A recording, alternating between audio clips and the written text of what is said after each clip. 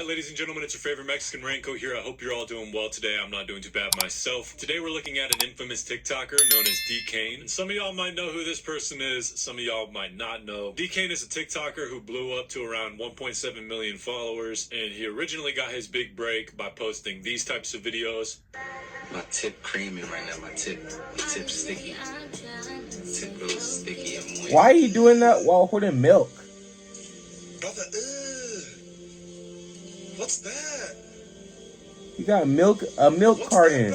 By the way, I wasn't the one who added that sound effect. That was all him. Now, if these thirst traps weren't cringe enough, DKane would then be recruited into becoming a TikTok live demon. Hey, don't hate on me. Listen to me. Don't hate on me. I'm about to hit 100K on Instagram, little bro. Okay, Chad. Every time he went live with me, he was at 60K, right? You at 64K. Don't lie. What is this, the Edgar multiverse or some shit? What am I watching? Thanks for the galaxy. Thanks for the galaxy, head ass. Anyways, Mr. DKane would ride away on the TikTok live hype, and he kind of became this gimmicky type character that was getting made fun of all the time. It was kind of just people bullying him for being zesty, which was pretty funny to watch, I'm not gonna lie. Who is that dude? Who's that dude in the left corner? Y'all know who that is, chat? Has a whole drawer of caterpillars. He's like, let me throw these on today. This guy, y'all know who he is? I'm confuzzled. Yeah, bro, his eyebrows do look like they're drew on, though. Like, they don't look real. He's got to be putting on some eyeliner, something. He got the little brush that the girls use. I don't know what makeup called. What is it? Mascara? What is it called? That they be putting on their eyebrows? I don't even know, but hey, it looked like he'd be using that on his mustache and on his eyebrows too. Nothing, even his tattoos look fake. Like everything, his whole face just looks like a filter. It doesn't even look like a real human face. He might be a robot. He might actually be AI. Oh, you heard him? I'm trying to build a puzzle.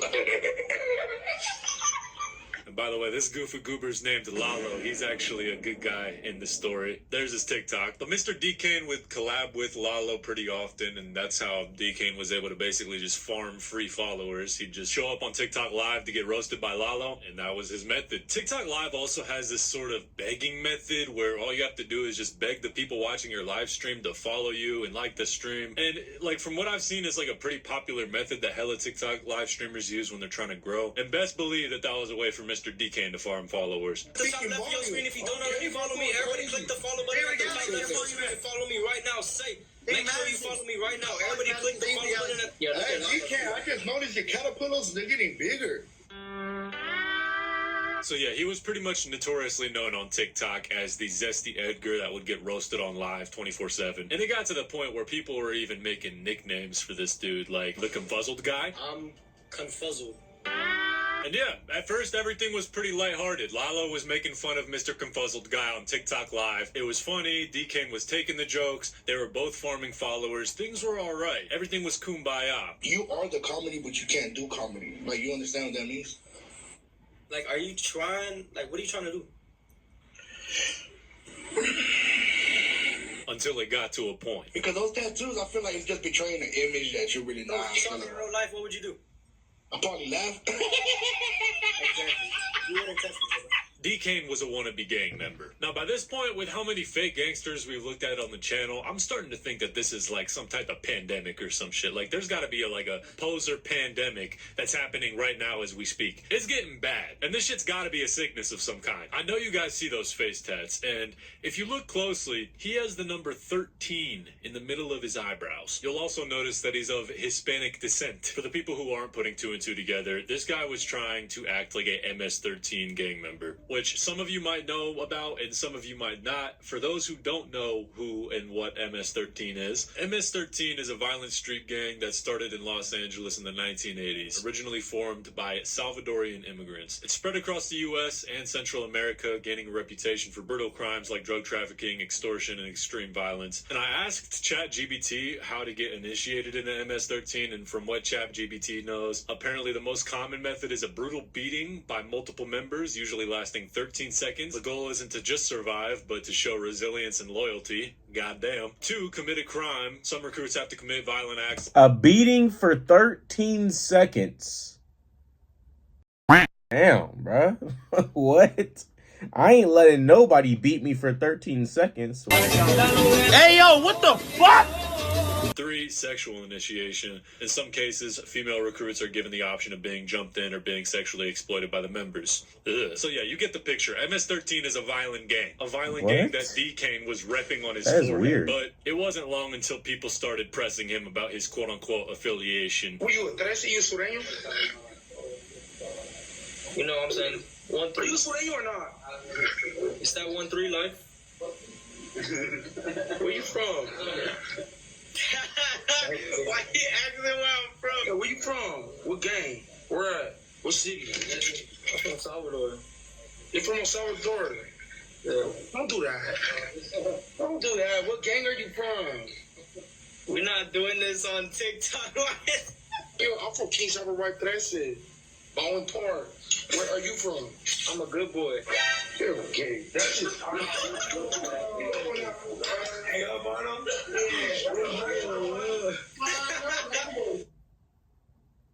For those who didn't know who that was Lefty Gunplay, who's a rapper out of LA, and he knew a little thing or two about the streets. One would say he is very educated on it, so he easily sniffed out the fact that DKane was a poser. And if we're being honest, I think it was pretty obvious from the jump that DKane was a poser and not a gang member. If anything, he was just a tatted, nonchalant, zesty Edgar E-boy, begging for followers on TikTok Live. That's it. But he played into that gangster type aesthetic, but in reality he was not lifting a finger on anyone except his ex-girlfriend and his grandma, which we will get to later. But yeah, after Lefty pressed DKane, What the fuck? the word got out that he was a That poser, and escalated? some people What? actually wanted to put this to the test in real life, so I guess some people caught him at the mall while he was just out randomly strolling, and they took his chain while recording. Are you gonna give me my phone? I don't need to find it, but you gonna give me my shit? Are you gonna give me my shit? Why not? Nigga, call security. Call security right fucking now, nigga. Why do you keep talking, bro? Do something already. Niggas, I'm waiting for you to hit something. I'm giving you a reason. And after this point, that video went viral, and the word went completely around town that he was a poser, and by this point, he had cemented himself as a lol cow. Also, the word got around town that he was 5'1". People had a field day with that information. But eventually, Lalo would press DKane about his quote-unquote affiliation and how he got his tattoo, and also how he managed to let someone snatch his chain. Tell me why I had a lot of big homies, right? Earlier, they were all coming up to me, they're like, bro, like, hey, respect on what you were telling DK about that 13 on his face. He doesn't need to take it out. You know, You know this isn't the only place where I have 13 tatted on me, right? it don't matter where you got it tatted, you shouldn't have it tatted, bro. I'm just trying to Because if you were behind me, if you see me walking somewhere and you were behind me, you would see a big 13 on the back of my neck, and you already know what type of time I'm on. I mean, you got your chain snatched. Obviously, you're wearing on no time. Let me set this straight for everybody in the If live. you're really down for your own hood, like you say you are, you would have swing while you're on ankle bracelet. Bro, and honestly, DK, when Lefty was telling you all that stuff, like, hey, where you from? You're like, bro, you know what it is. I got that 1, that 3. You know what it, bro. DK, I promise you, DK, I'm not saying this in a bad way. You are not a member. Bro, honestly, all of that, they do not know who you are. So the moment you come impersonating something that you ain't, it's over for you, bro. I'm trying to put you on the right path, bro. I'm not hating on you. No, I'm not cloud chasing none of that, because I'm the biggest. You know what it is, bro. But, like, bro, I'm telling you this for real, bro. Like, bro, you know that tattoos are always just going to raise a lot of... Bro, that's the first thing that's going to raise questions about you. If you ever go to jail, bro, they're going to put you in gang unit. The moment...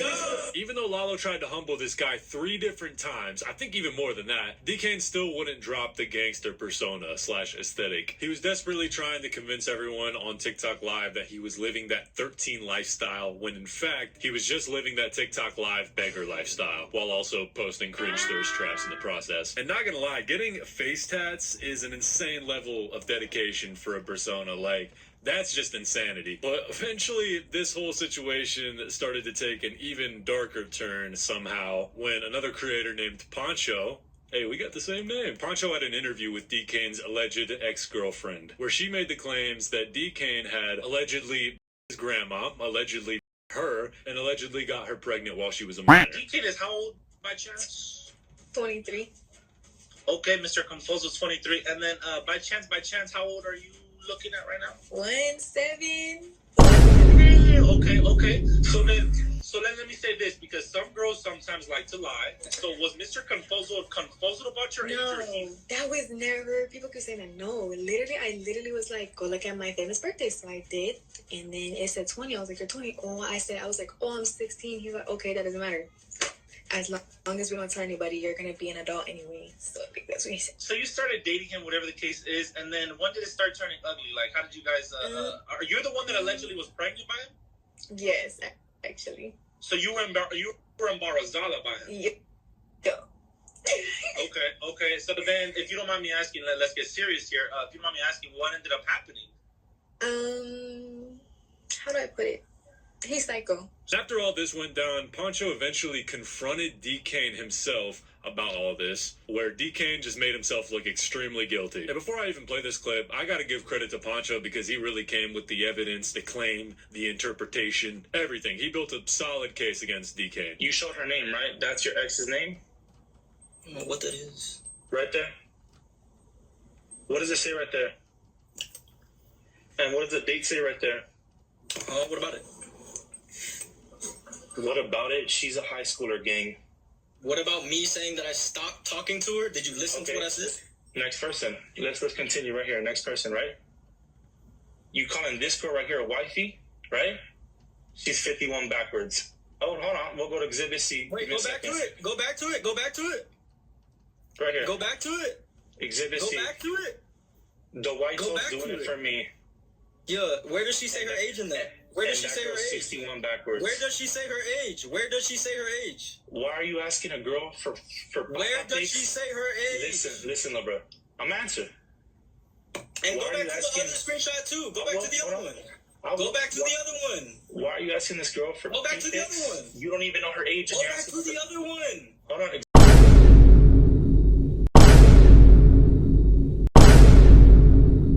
It was at this moment that he knew. He fucked up. There's no way out of this. That's your contact.